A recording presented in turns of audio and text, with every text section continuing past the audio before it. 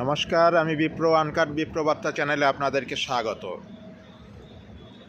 গত 7ই ডিসেম্বর 2025 রবিবার কলকাতার ব্রিগেড প্যারেড গ্রাউন্ডের কুরুক্ষেত্র ময়দানে 5 লক্ষ কণ্ঠে গীতাপাঠ অনুষ্ঠান সুষ্ঠুভাবে সম্পন্ন হয়েছে আপনারা জানেন, এবং সেখানে 5 লাখের ওপরে সনাতনীদের সমাবেশে এই অনুষ্ঠান সম্পন্ন হয়েছে সাফল্যের সঙ্গে।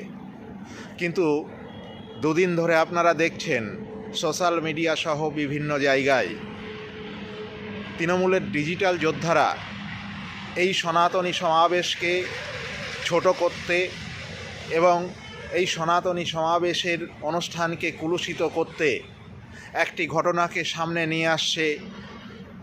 সেই ঘটনাটা কি আপনারা জানেন? এই অনুষ্ঠান সুষ্ঠুভাবে সম্পন্ন হয়েছে, আমিও সেই অনুষ্ঠানে উপস্থিত ছিলাম এবং সনাতনীদের উৎসাহ এবং সনাতনীদের ভিড় আমি দেখেছিলাম। সেখানে অপ্রীতিকর কিছু সেইভাবে ঘটেনি, কিন্তু তৃণমূলের ডিজিটাল যোদ্ধারা এই 5 লক্ষ কণ্ঠে গীতাপাঠ অনুষ্ঠানটিকে কুলুষিত করবার জন্য, সনাতনীদের কুলুষিত করবার জন্য এবং তাদের গায়ে কালির দাগ ছেটাবার জন্য একটি ঘটনাকে সামনে নিয়ে আসছে। ওই অনুষ্ঠানে একটি বিশেষ সম্প্রদায়ের হকার প্যাটিস বিক্রেতা তারকে মারধর করা হয়েছে এবং তার প্যাটিস সমস্ত নষ্ট করে দেওয়া হয়েছে। সেটা করেছে কে? পাশের স্ক্রিনেই আপনারা দেখতে পাচ্ছেন একটি প্রতিবন্ধী ছেলে। একে আপনারা কতটা চেনেন জানি না, কিন্তু চিনি, আমি যথেষ্টই চিনি। কেননা এই প্রতিবন্ধী এক পা নেই, এর বাড়ি হচ্ছে উত্তর 24 পরগনা জেলার গোবরডাঙ্গায় এবং এর নাম হচ্ছে সৌমিক গোলদার। এই সনাতনী যোদ্ধাকে আমরা দেখেছি রাম মন্দির উদ্বোধনের সময় সাইকেল চালিয়ে অযোধ্যা যেতে, এছাড়াও বিভিন্ন সময় হিন্দুত্ববাদী বিভিন্ন কাজকর্মের সঙ্গে যুক্ত থাকতে এবং সনাতনী জাগরণের জন্য বিভিন্ন কাজ করতে। এখনও সৌমিক গোলদার ভাইকে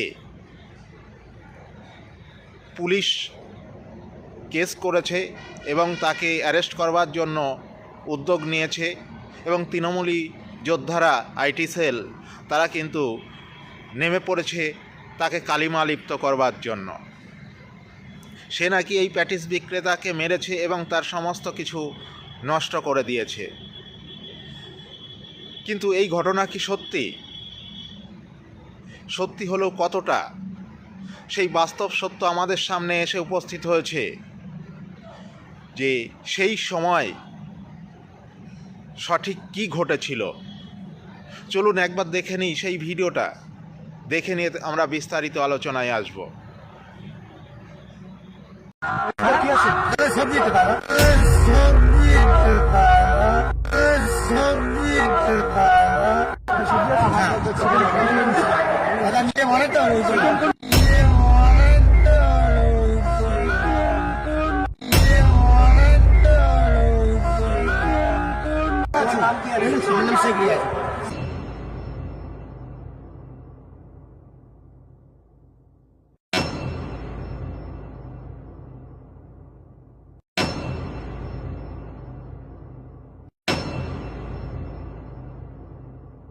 বন্ধ ভিডিওটি।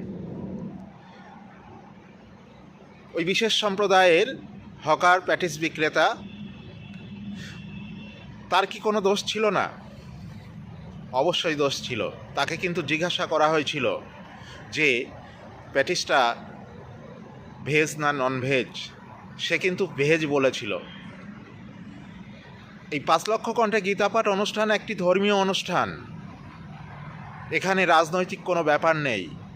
এই গীতাপাঠ অনুষ্ঠান, সেখানে নিরামিষ আহার থেকে শুরু করে সঠিকভাবে শুদ্ধ বেশে সেখানে উপস্থিত হতে হয়।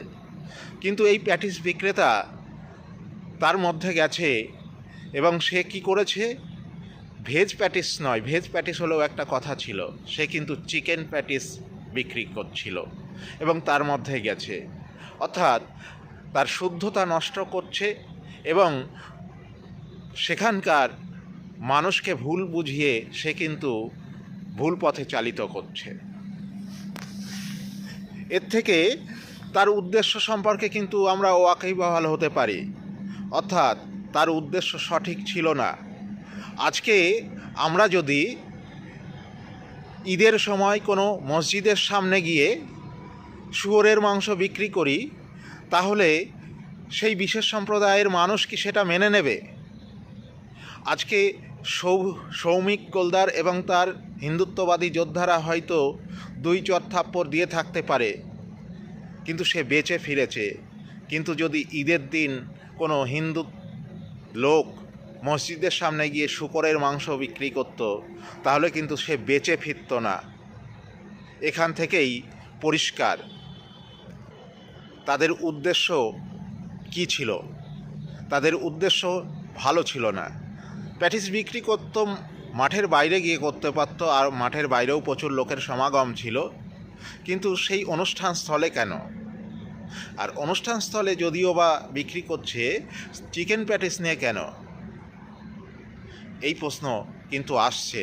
কি উদ্দেশ্য নিয়ে সে সেখানে উপস্থিত হয়েছিল এবং এই তৃণমূলের ডিজিটাল যোদ্ধাদেরও উদ্দেশ্য কি? এর থেকে পরিষ্কার এদের পরিষ্কার উদ্দেশ্য ছিল এই অনুষ্ঠানকে কালিমা লিপ্ত করা, তাছাড়া কিছু নয়। এবং হিন্দুত্ববাদী যোদ্ধাদেরকে, সনাতনীদেরকে কালিমা লিপ্ত করা। এই সনাতনীদের এই সমাবেশ দেখে এই তৃণমূলী ডিজিটাল যোদ্ধারা ভয় পেয়েছে, তৃণমূল কংগ্রেসের লোকজন ভয় পেয়েছে। তাই আজকের এই একটি সফল অনুষ্ঠানকে কালিমা লিপ্ত করতে তারা উঠে পড়ে লেগেছে এবং সেই সঙ্গে যুক্ত হয়েছে দলদাস চটিচাটা পুলিশ। তারাও এই হিন্দুত্ববাদী যোদ্ধাদেরকে বিভিন্নভাবে হেনস্থা করতে চাইছে। তাই প্রতিবন্ধী যোদ্ধা হিন্দু বীর সৌমিক গোলদারকেও অ্যারেস্ট করতে চাইছে এবং তার সহযোদ্ধাদের অ্যারেস্ট করতে চাইছে।